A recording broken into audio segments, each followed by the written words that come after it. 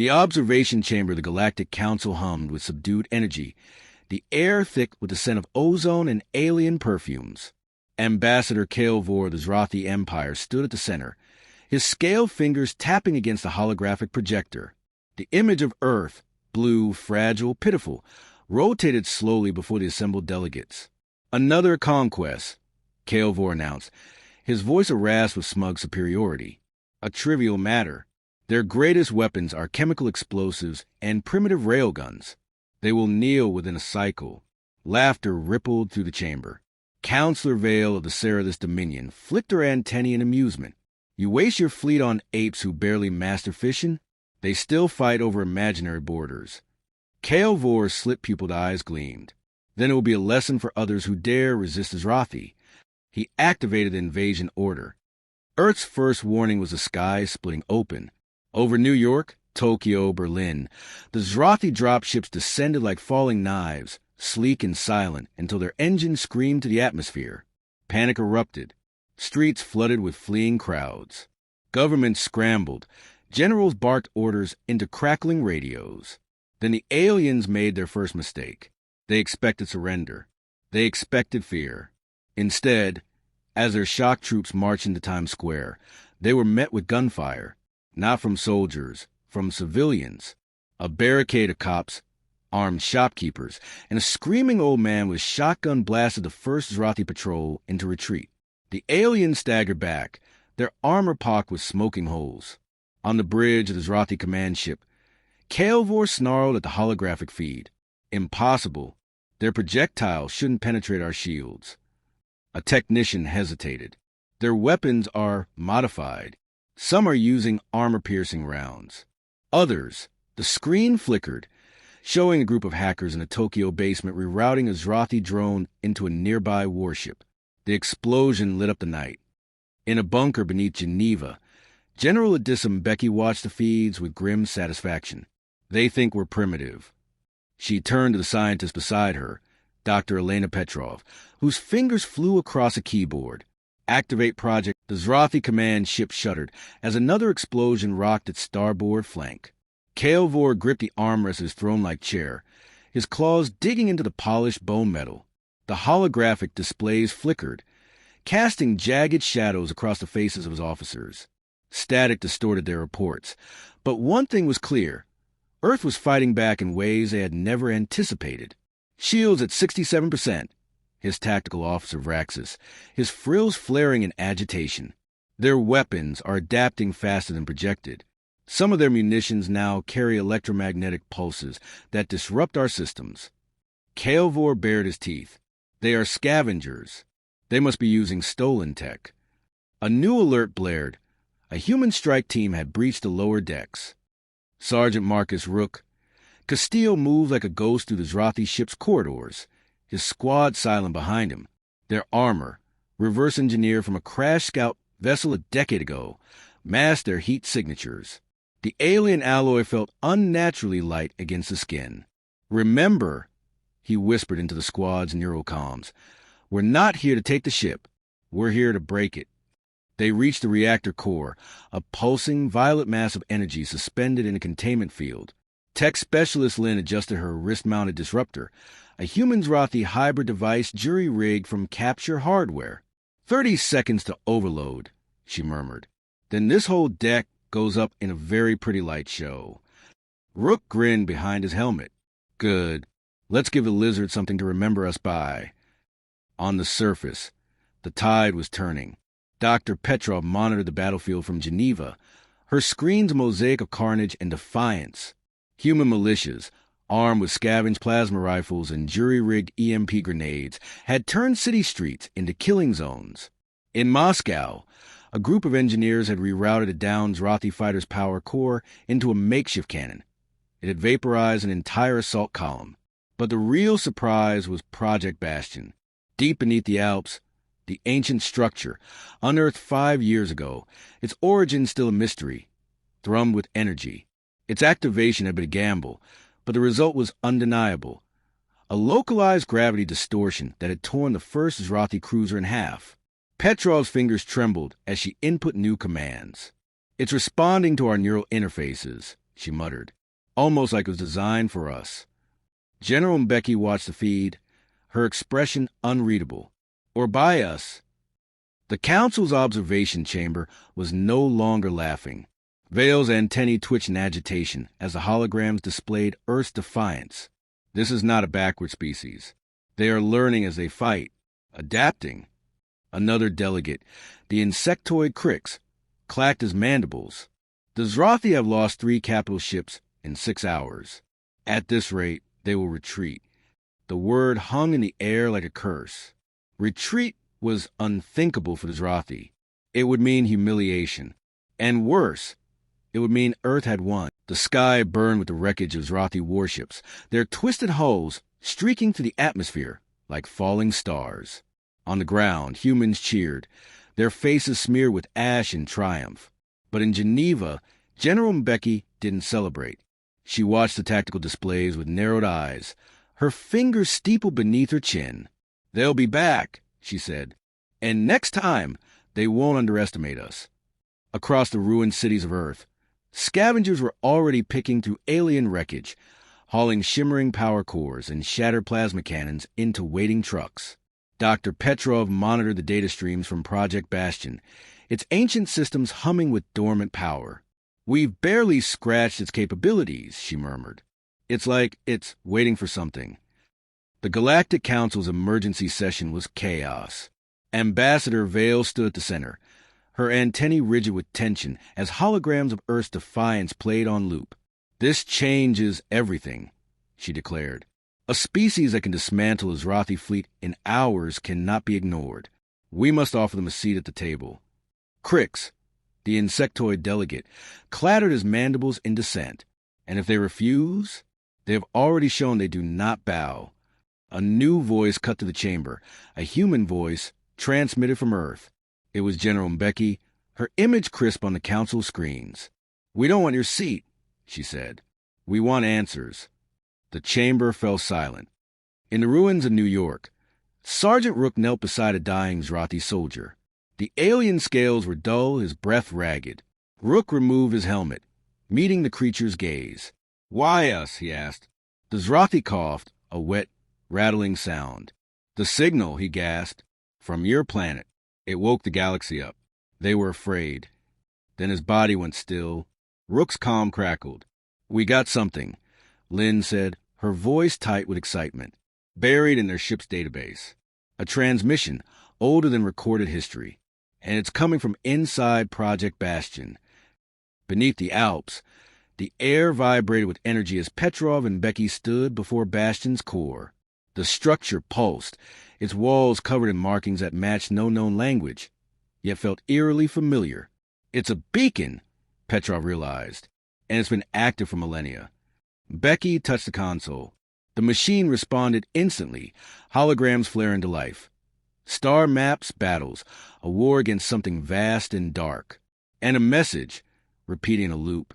Asterisk, if you are hearing this, you are not alone. The fight is not over. Asterisk, the ground trembled. Somewhere, deep in the void, something answered.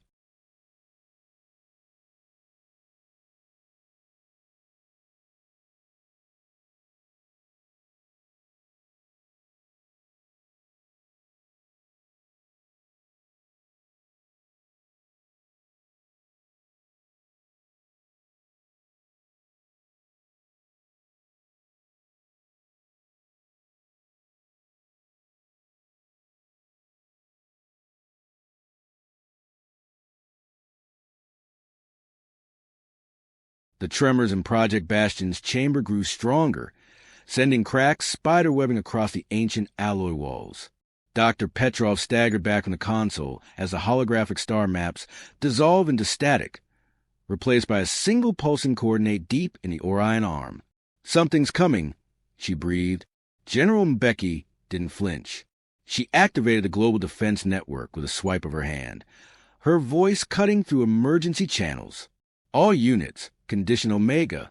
This is not a drill." Above Earth, the few remaining Zrothi ships suddenly broke orbit. Not in retreat, but frantic evasion. Their sensors had detected it first, a distortion in space-time, rippling toward the solar system at impossible speeds. On the Galactic Council's observation deck, Ambassador Vale watched the phenomenon unfold with dawning horror. The energy signature matched no known species, no recorded technology. Crix's mandibles trembled as he accessed ancient archives. "The Devourers," he whispered. They were supposed to be myth. The holograms flickered, showing Earth's surface where civilians were being herded into bunkers. But in the chaos, one image stood out. Project Bastion's core had begun emitting a new signal, this time in perfect galactic common. Asterisk, final defensive protocol activated. Welcome home, inheritors. Asterisk. Sergeant Rook's squad regrouped at a ruined military outpost, their scavenged alien tech humming with erratic energy. Lynn clutched a cracked data crystal, her face pale. "The Zrothi weren't invading," she said. "They were running from them." The sky darkened, not with clouds, but with something vast unfolding. The Devourer's shadow swallowed continents as its tendrils unfurled across Earth's atmosphere, blotting out the sun. Sergeant Rook felt the vibration in his bones before he heard the sound, a deep, resonant hum that made his teeth ache. The weaponized cityscapes of Project Bastion rose from their millennia-long slumber, their spires crackling with energy that smelled like ozone and something older, something alive. Dr. Petrol's hands flew across the alien console as data streams flooded her vision. "It's not just defense," she shouted over the rising whine of charging capacitors. "It's a welcome." The console flared as Bastion recognized her genetic signature, the machine's ancient protocols whispering directly into her nervous system. She gasped as knowledge flooded her mind, blueprints of warships that hadn't sailed the void in 50,000 years, tactics against an enemy that consumed stars. General Mbeki watched through the observation blister as the first Devourer probes hit the atmosphere. They moved wrong, their geometry shifting in ways that hurt the eyes. "Activate the orbital grid," she ordered, but Bastion was already responding. From hidden silos across the planet, silver projectiles streaked skyward, not missiles, but seeds. They blossomed mid-ascent into intricate webs of light that sliced through the descending horrors with terrible precision. The Galactic Council's transmission arrived fractured with panic. "Earth forces, this is Ambassador Vale. We are mobilizing combined fleets." The signal dissolved into static as something vast passed between the stars. Rook's squad took cover behind a collapsed skyscraper as the battlefield transformed around them. The ground itself rose in jagged spikes of suddenly liquid metal, impaling a skittering Devourer construct that had been moments from tearing Lynn apart. "Okay," Rook panted, watching the metal reform into a smooth wall. "That's new." In Geneva, Kael'vor, the shattered Zrothi fleet, stared at the unfolding miracle with undisguised awe. His remaining warriors had joined the human defenders. The sky tore open as the first human warships breached the atmosphere, their hulls shimmering with the same impossible geometries as the Devourer's own vessels. But where the enemy's angles hurt to behold, these soothed the eye with their perfect symmetry. Sergeant Rook's hands trembled on controls of his newly bonded fighter craft, its living metal responding to his thoughts before he fully formed them. Through the neural link, he felt the ship's hunger, not for destruction, but for justice. Dr. Petrol's voice crackled through the comms, strained with the effort of maintaining the global network. "Their weakness is in the pattern gaps. Attack where the shapes don't quite connect." As she spoke, Bastion's knowledge pulsed through the fleet's shared consciousness, revealing the Devourer's hidden fractures. The Devourer reacted with its first true display of emotion, not fear, but recognition. Its central mass convulsed, extruding a swarm of fighter craft that moved with eerie synchronization. General Mbeki watched from the command ship's bridge as the alien vessels arranged themselves in precise formations, the same formations now scrolling across her tactical displays in ancient glyphs. "They remember," she whispered. "This is how the last war was fought." Kael'vor's Zrothi squadron dove into fray without hesitation, their plasma weapons now enhanced with Bastion's modifications. "For once," he growled through gritted teeth, "we fight on the right side of history." His ship banked sharply as a Devourer tendril lashed out, only to be severed by a whip of liquid light from a human cruiser. On Earth's surface, Lynn and her team of engineers worked frantically at a newly revealed Bastion node. The structure was growing, its spires now piercing the cloud layer. It's not just giving us weapons, Lynn realized as she interpreted the flowing data. It's teaching us how to think like them. The revelation came with a price. Her nose bled freely from the neural overload, but her hands never stopped moving. The Devourer's core pulsed with ominous light as it began its counterstroke. Space itself rippled around it as it deployed its ultimate weapon, a singularity projector that had consumed 100 civilizations. The first gravitational wave hit the human fleet like a hammer, scattering ships like leaves in a storm. Rook's fighter spun wildly, alarm screaming as the artificial gravity failed. Through the view screen, he saw the terrible beauty of the Devourer's masterpiece, a perfect black sphere forming at the battle center, already pulling ships toward their doom. His neural link flared with sudden inspiration. Petrov, the pattern gaps work both ways. In Geneva, the realization struck Petrov simultaneously. Her hands flew across the console as she redirected Bastion's energy. Across the fleet, ships began to move in a dance older than human civilization, their positions forming a counterpart. The Devourer's wounded mass convulsed like a dying star, its fractal edges knitting together with grotesque determination. Sergeant Rook's fighter banked hard as the cosmic horror unleashed its final gambit, a swarm of self-replicating probes that multiplied exponentially, each one a fragment of its dying will. The human fleet's tactical displays overloaded with crimson warnings as the probes began assimilating wreckage, growing larger with every passing second. Dr. Petrov's voice cut through the chaos, raw with revelation. It's not trying to win, it's trying to remember us. Her hands danced across Bastion's console as she deciphered the ancient data streams. Every attack, every death, it's learning, adapting, just like we did. General Mbeki watched in grim fascination as the Devourer's probes began mimicking human ship designs, their jagged edges smoothing into familiar silhouettes. Then we give it one last lesson, she said, activating the fleet-wide comm. All vessels execute Omega pattern. The order triggered something deep within Bastion's core. Across the battlefield, human ships folded inward, their hulls dissolving into luminous strands that wove together into a single colossal structure, a perfect replica of the Devourer's original form, but pulsing with golden light. The alien entity hesitated, its movements suddenly uncertain. Kael'vor's Rothi fighters fell back in awe as the two cosmic beings faced each other. "By the void," he whispered. "They're speaking its language." Rook's neural link flared white-hot as his fighter merged with the construct. Through the pain, he glimpsed the truth. Bastion wasn't just a weapon. It was a memorial. The last gift of civilization that had sacrificed itself to imprison the Devourer millennia ago. And now humanity had unknowingly completed the cycle. The Devourer's central mass shuddered as golden tendrils pierced its core. For the first time in its existence, it remembered not just the war, but what came before. The civilization that had created it. The accident that had twisted its purpose. The love that had tried to save it.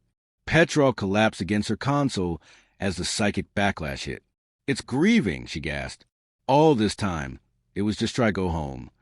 With a final, mournful pulse across the electromagnetic spectrum, the Devourer folded it on itself, taking the golden construct with it. The resulting implosion left only silence and drifting stardust where the armadas had clashed. On Earth, Bastion spires crumbled to inert dust. The ancient war was over.